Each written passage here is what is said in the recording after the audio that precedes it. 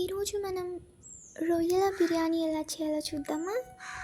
ముందుగా తెచ్చుకునే రొయ్యలని బాగా కడుక్కొని పెట్టుకున్న తర్వాత ఉప్పు, పసుపు, కారం, ధనియాలు, జీరా, గరం మసాలా, పెరుగు, నూనె, అల్లం వెల్లుల్లి పేస్ట్ ఇవన్నీ కలిపి అరగంట దానిని నాననివ్వాలి.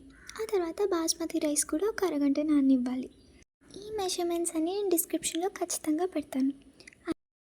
అయితే ఇప్పుడు మన ఉల్లిపాయల్ని ఇలా నూనెలో బ్రౌన్ కలర్లో ఇలా కనిపిస్తున్న కలర్లో వచ్చేంత వరకు వేయించుకోవాలి. కొంచెం దగ్గరుండి అలా వేయించుకున్నాక తీసేసేయచ్చు బయటకి. ఇప్పుడు ఇది కూడా మనం పక్కన పెట్టుకోవాలి. ఇప్పుడు మన రైస్ ఉడకడానికి వాటర్ పెట్టుకొని దాంట్లో మనం వేసుకోవాల్సిన ఇంగ్రీడియంట్స్ ఇవన్నమాట. అవి దాల్చిన చెక్క, లవంగ, బిర్యానీ ఆకు, సహజీరా, మరాఠీ మొక్క, స్టార్ పువ్వు, అలాగే కొంచెం అల్లం వెల్లుల్లి పేస్ట్, అలాగే 3 పచ్చిమిర్చి, అలాగే నూనె కూడా. ఈ వీడియోలో స్టార్టింగ్ కొన్ని క్లిప్స్ అంటే రొయ్యలు కడుక్కొని నానబెట్టుకొని ఆ మిశ్రమాన్ని స్టవ్లో పెట్టుకున్న ఆ వీడియో యాడ్ చేయలేదు. So please excuse that. And నేను నెక్స్ట్ టైం ఇంకా ఎక్కువ క్వాంటిటీతో అలాగే ప్రతి క్లిప్ ముందు నుంచి లాస్ట్ వరకు ఉండేటట్టు చూసుకుంటాను. ఇప్పుడైతే మిగిలిన ప్రక్రియ చూసేయండి. అయితే ఇప్పుడు మనం ముందుగా నానబెట్టుకున్న రైస్ ఏదైతే ఉందో అది తీసుకొని ఈ మరుగుతున్న వాటర్లో మనం వేసుకోవాలి. అలాగే ఇంకొంచెం ఉడుకుతున్న సమయంలో చిన్న నిమ్మరసాన్ని మనం ఇక్కడ వేసుకోవాలి.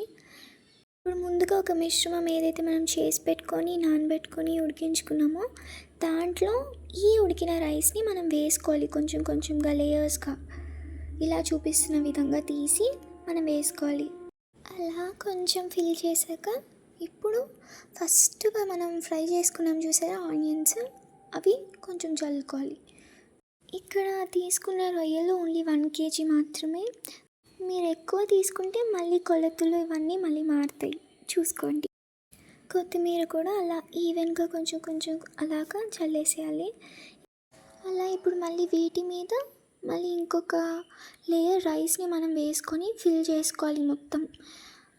అలా ఎంతసేపు కొంచెం ఒత్తుగా వచ్చేంత వరకు మీరు చేయగలిగితే చేసుకోండి. ఒకవేళ చిన్నగా కొంచెం క్వాంటిటీ తీసుకుంటే ఆ క్వాంటిటీకి తగ్గట్టు, అలాగే ఎక్కువ తీసుకుంటే దానికి తగ్గట్టు మీరు చేసుకోవాలి.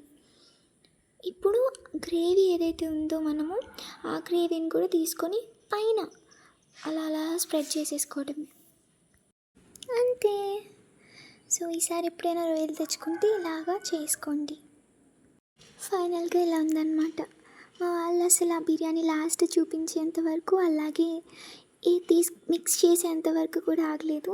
సో నేను కూడా పెట్టుకొని ఇంకా తినేసాను, అంతే. ఇవాళకి వరకు వీక్షించినందుకు థ్యాంక్ యూ. అండ్ సబ్స్క్రైబ్ చేసుకోండి. బాయ్.